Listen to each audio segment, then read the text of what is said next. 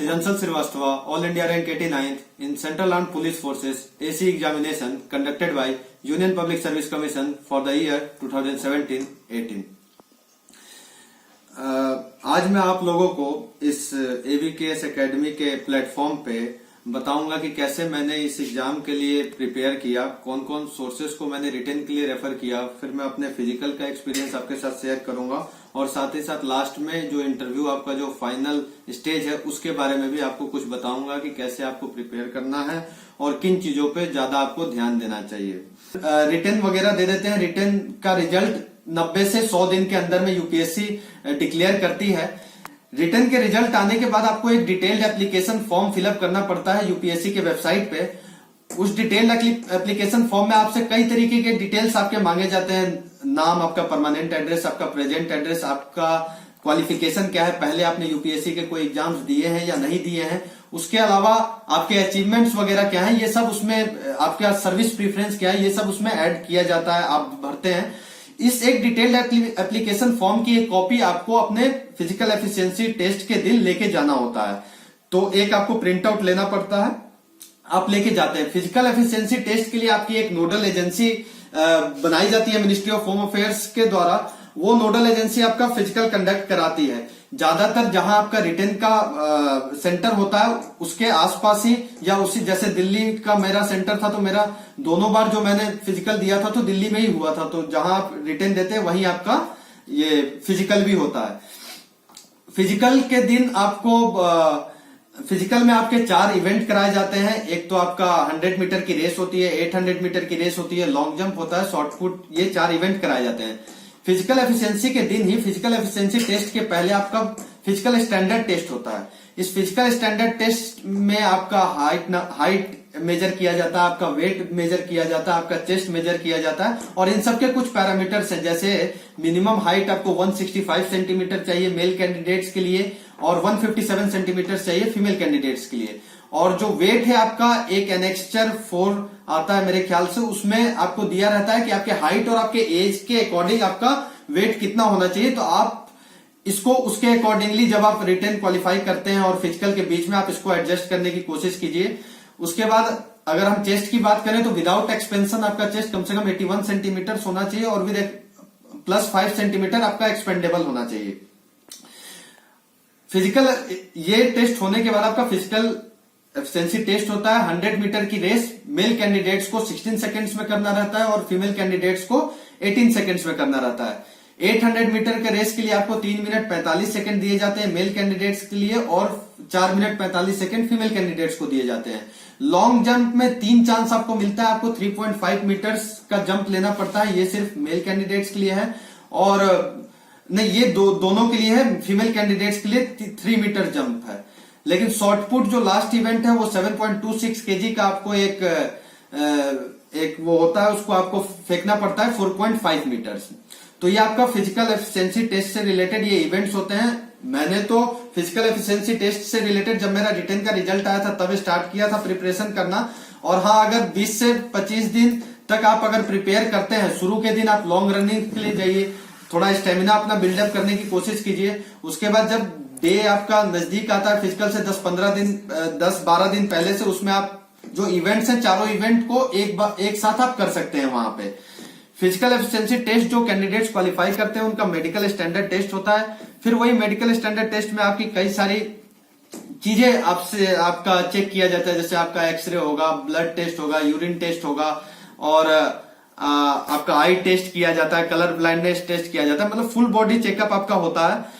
तो वो चेकअप आपका नेक्स्ट डे लगभग कराया जाता है। पहले दिन आपका फिजिकल पूरे इवेंट खत्म हो जाता है, नेक्स्ट डे आपको फिर बुला के आपका 1 दिन या 2 दिन में मेडिकल कंप्लीट किया जाता है।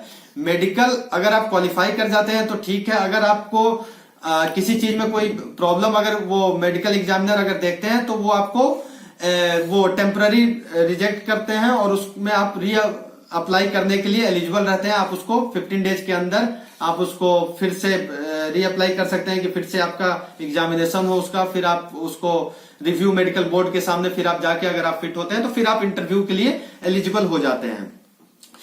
फिर आप जब ये फिजिकल मेडिकल वगैरह आप क्वालिफाई कर लेते हैं तो उसके 1.5 से 2 महीने के बाद आपका इंटरव्यू होता है। Interview union public service commission में ही कंडक्ट कराया जाता है। और इंटरव्यू के लिए मैं आपको बता दूं कि जो डिटेल्ड एप्लीकेशन फॉर्म आप अपने रिटन क्वालिफाई करने के बाद फिलअप करते हैं उसको आप ढंग से भरिए, क्योंकि हर एक डिटेल जो आप उसमें डालते हैं वो बहुत मैटर करता है। फॉर एग्जाम्पल मैं आपको अपने लास्ट टाइम के इंटरव्यू के बारे में बता दूं कि सबसे पहला ही क्वेश्चन मेरे से पूछ दिया गया कि क्यों यूनियन पब्लिक सर्विस कमीशन के बिल्डिंग को धौलपुर हाउस कहते हैं, इसके पीछे की हिस्ट्री क्या है। उसके बाद बीच में वो क्वेश्चंस पूछ रहे थे बोर्ड मेंबर्स, उसी बीच में मेरे से एक क्वेश्चन पूछ दिया गया था कि what is the meaning of Ansal. तो ऐसे ऐसे कभी कभी बीच में जो भी आप डिटेल उसमें डाल रहे हैं, हर एक डिटेल आपका देखिए कितना इंपॉर्टेंट रोल प्ले कर रहा है। आपके अगर आपका कोई घर है, परमानेंट एड्रेस है, जैसे मेरा परमानेंट एड्रेस चंपारण में है, तो मेरे से इस बार क्वेश्चन पूछा गया कि what is the significance of Champaran.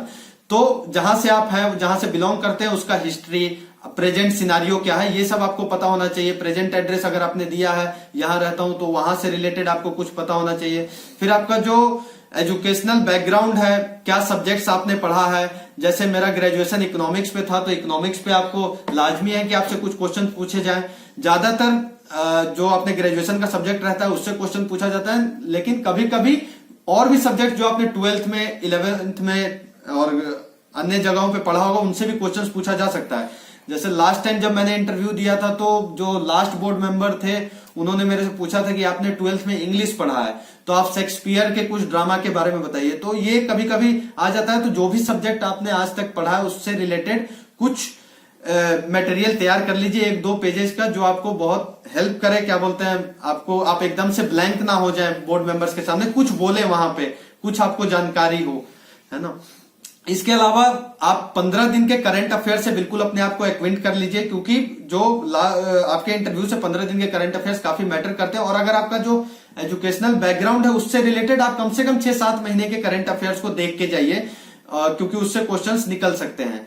इसके अलावा आपके जो अचीवमेंट्स होते हैं, जैसे मेरे पास एनसीसी सर्टिफिकेट है, उसके बाद मैंने कराटे किया था, कराटे में मेरे पास ब्राउन बेल्ट है, तो और वॉलीबॉल सीबीएसई क्लस्टर खेला है मैंने। तो इन सब चीजों से क्वेश्चंस पूछे जाते हैं, इनके हिस्टोरिकल बैकग्राउंड से रिलेटेड, कब किया, कैसे किया, ये सारे क्वेश्चंस निकल जाते हैं। तो ये सब आप ध्यान में रखिए। आपका कोई सर्विस प्रेफरेंस जो आपने डाला आपको पता होना चाहिए आपने क्यों डाला है।